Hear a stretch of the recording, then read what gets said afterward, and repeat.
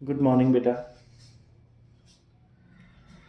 हमने immune system तक complete कर लिया था लास्ट लेक्चर में। अब हमारा नेक्स्ट कंसेप्ट है बेटा disease AIDS. AIDS disease, AIDS मतलब एक्वायर्ड इम्यूनो डेफिशिएंसी सिंड्रोम। तो इसकी फुल फॉर्म बेटा acquired means after birth, immune system deficiency, और बेटा सिंड्रोम का मतलब मिक्सिंग ऑफ करेक्टर्स। तो AIDS which is acquired immunodeficiency syndrome means there is deficiency of immune system. You can say there is deficiency of immune system during lifetime. मतलब birth के बाद आया और जिसमें एक ऐसी डिजीज जिसमें इम्यून सिस्टम वीक हो गया पर्सन का लाइफ टाइम में। अब इस डिजीज में बेटा सिंड्रोम वर्ड का मतलब, सिंड्रोम का मतलब होता है grouping of symptoms.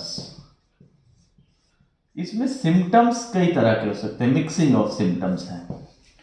So that's why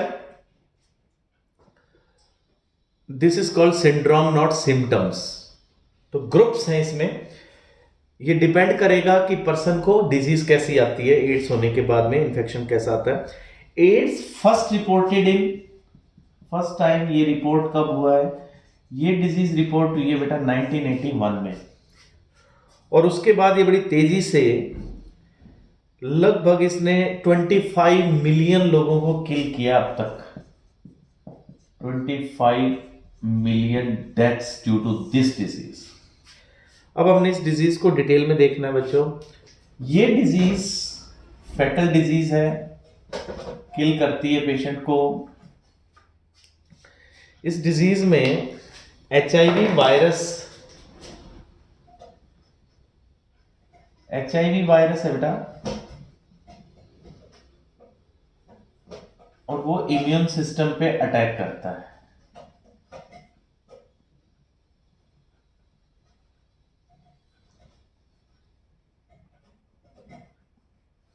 Yes, okay. In this disease, what happens actually? There is a virus. इसका पैथोजन कौन है? इसका पैथोजन है HIV virus, human immunodeficiency virus.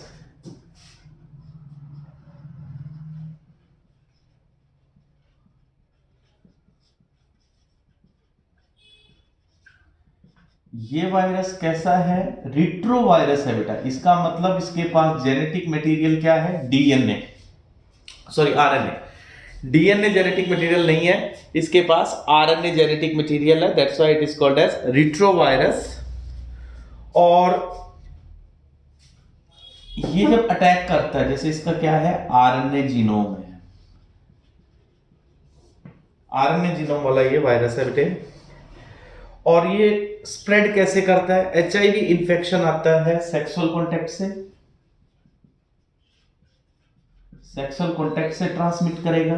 जैसे एक पर्सन को है, उसके साथ सेक्स करने पे सेकंड को आ जाएगा। दूसरा कंटामिनेटेड ब्लड से, कंटामिनेटेड ब्लड जो होता है, ब्लड जिस पेशेंट को है उसका ब्लड जैसे ही कोई दूसरे को देंगे तो आ जाएगा बेटा। ब्लड प्रोडक्ट से आ जाएगा, ब्लड प्रोडक्ट से। Then by sharing infected needles, it spreads by sharing infected needles और सिरिंज। सो जो ड्रग अब्यूजर्स हैं from sexual partners,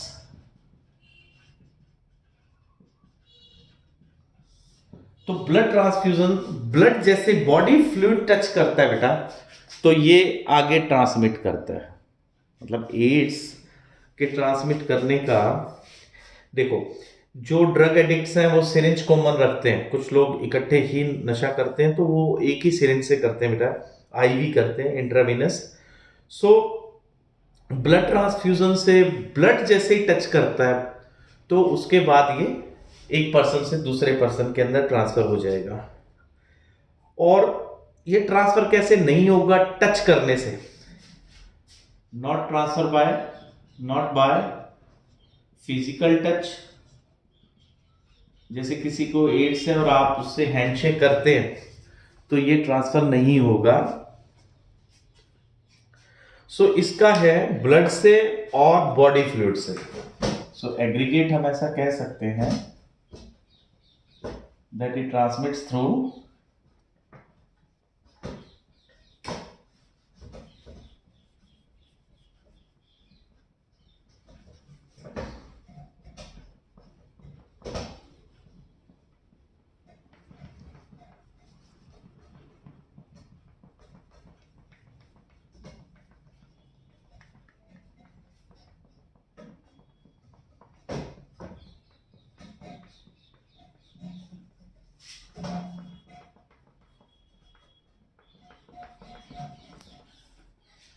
so it transmits through body fluids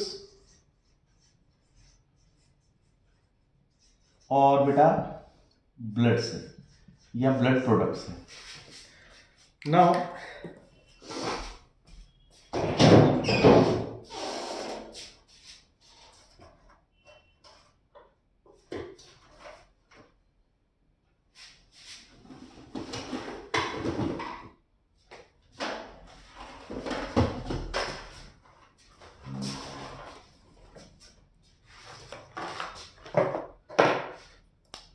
so we can say by body fluids or by blood products AIDS virus passes from infected to healthy person. Now next is how it attacks. ये body में जाने के बाद attack कैसे करता है? तो इसके अटैक करने का मेथड है बेटा, जैसे ही लेट ये HIV वायरस बॉडी के अंदर जब एंटर करेगा तो मैक्रोफेजिस जो होती हैं, मैक्रोफेजिस क्या होती हैं? हमारी WBCs है। तो मैक्रोफेजिस में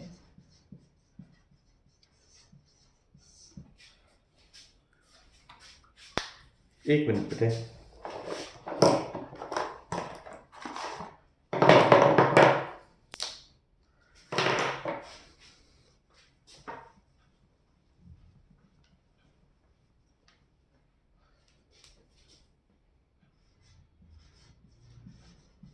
मैक्रोफेजिस के अंदर अटैक करता है बेटा। ये मैक्रोफेजिस में कैसे अटैक करता है?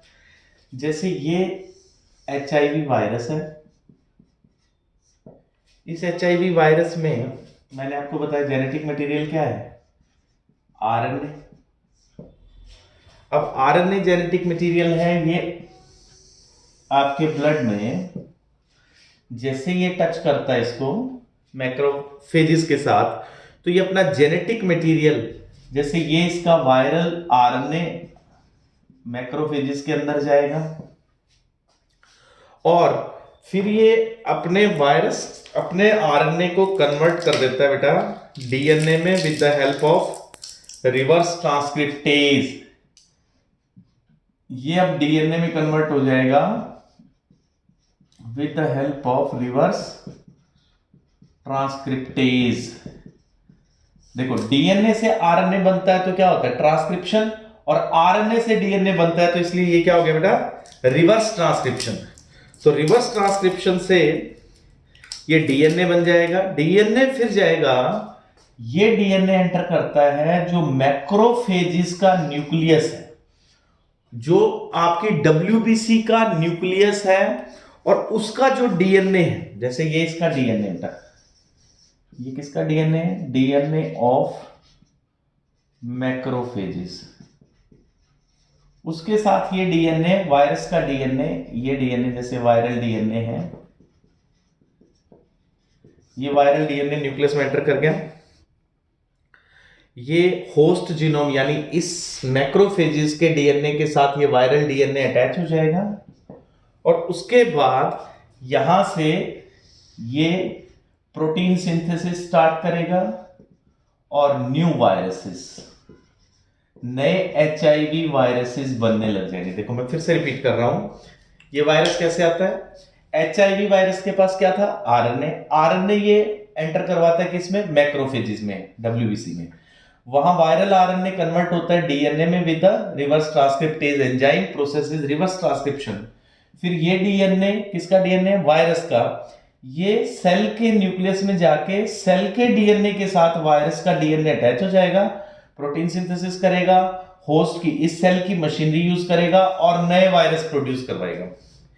फिर यहां से नए वायरसेस रिलीज होंगे। बेटा ये देखो ऐसे, मतलब हमारी डब्ल्यूबीसी किस तरह काम कर रही है, हमारी डब्ल्यूबीसी तो फैक्ट्री बन गई ना, factory of HIV virus, HIV की फैक्ट्री हो जाएगी यहां से।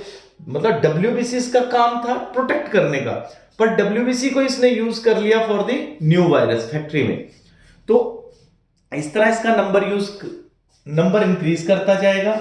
मैक्रोफेजेस को भी ऐसे यूज करता, टी हेल्पर सेल को भी, टी हेल्पर सेल जो होती है ना, T cell B cell immune system की, तो टी हेल्पर सेल पे भी अटैक करता है। तो इस तरह एचआईवी वायरस ह्यूमन बॉडी के अंदर जाने के बाद मल्टीप्लाई करता है। और ऐसा पॉसिबल है कि जैसे एड्स वायरस किसी में एंटर किया, कितने टाइम बाद सिम्टम्स आएंगे, यानी इसका इंक्यूबेशन पीरियड, एचआईवी का incubation period few months to 5 to 10 years हो सकता है। बेटा ऐसा हो सकता है कि उसको 10 साल तक पेशेंट को पता ही ना लगे कि उसमें एचआईवी है, सिम्टम आने में टाइम लगेगा इसमें। ओके, वायरस जब मैक्रोफेजेस के अंदर और टी हेल्पर सेल्स के अंदर अटैक करता है, नए वायरसेस जनरेट करवाता है, इसके बाद सिम्टम क्या आते हैं पेशेंट में। जो सिम्टम्स आएंगे बेटा, वो सिम्टम्स होंगे fever, weight loss, sweating at night,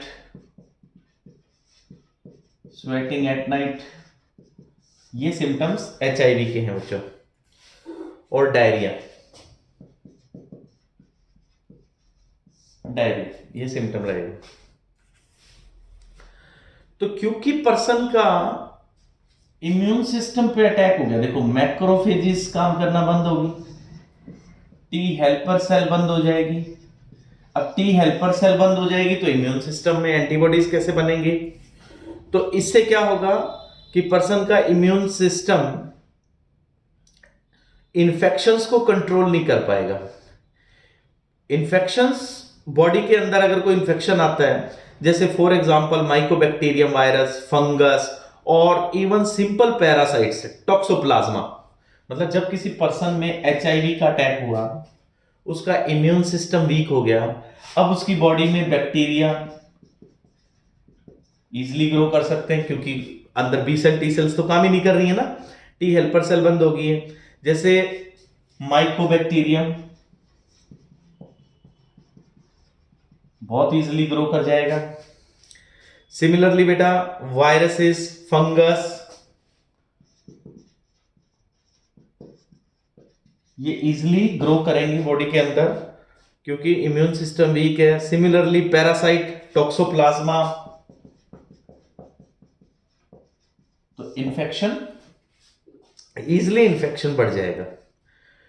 तो इतना इम्यून डेफिशिएंसी होगी कि वो इन्फेक्शंस के अगेंस्ट प्रोटेक्ट नहीं कर पाएगा। अब एड्स को चेक कैसे करेंगे, तो हमने पढ़ा कि एड्स में एचआईवी वायरस आया, मैक्रोफेजेस टी सेल्स पे अटैक किया, इसका इंक्यूबेशन पीरियड कुछ महीनों से 10 साल तक हो सकता है। इसमें फीवर, वेट लॉस और स्वेटिंग एट नाइट, डायरिया, ये इसके सिम्टम्स हैं।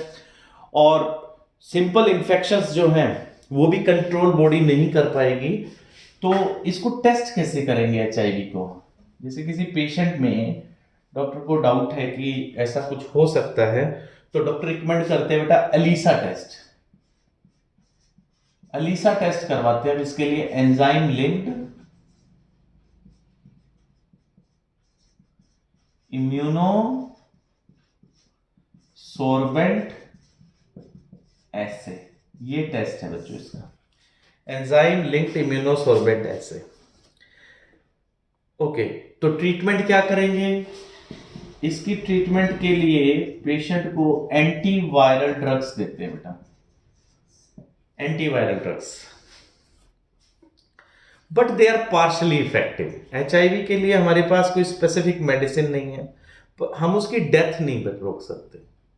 एचआईवी अगर किसी को हुआ है तो थोड़ी लाइफ इंक्रीज हो जाएगी, बट अल्टीमेटली रिजल्ट इसका डेथ है। प्रिवेंशन कैसे होगा? इसकी प्रिवेंशन कैसे होगी एड्स की? ऑब्वियसली लोगों को एजुकेट करेंगे, क्योंकि इसका कोई क्योर नहीं है, और लोगों को अगर एजुकेट करेंगे कि इस तरह से स्प्रेड करता है, तो इसी एचआईवी के कारण ही ब्लड बैंक्स बने हैं। अब जब ब्लड किसी को ट्रांसफ्यूजन, किसी को ब्लड देना होता है तो ब्लड टेस्ट करके देते हैं बेटा। सो हमने एक स्लोगन दिया, do not die of ignorance. आप अपनी नासमझी के कारण नहीं मरे। नेशनल एड्स कंट्रोल ऑर्गेनाइजेशन है बेटा, नेको, अदर एनजीओज भी काम करती हैं, डब्ल्यूएचओ भी काम कर रहा है। सो इसको रोका जा सकता है थोड़ी अवेयरनेस के साथ, अदरवाइज इसका रिजल्ट जो है एचआईवी का, वो भी जैसे मैंने आपको बताया कि डेथ है। लाइफ थोड़ी प्रोलॉन्ग हो सकती है, बट अल्टीमेटली ये डिजीज किल करती है। ठीक है बेटे। अब नेक्स्ट डिजीज है कैंसर बेटा।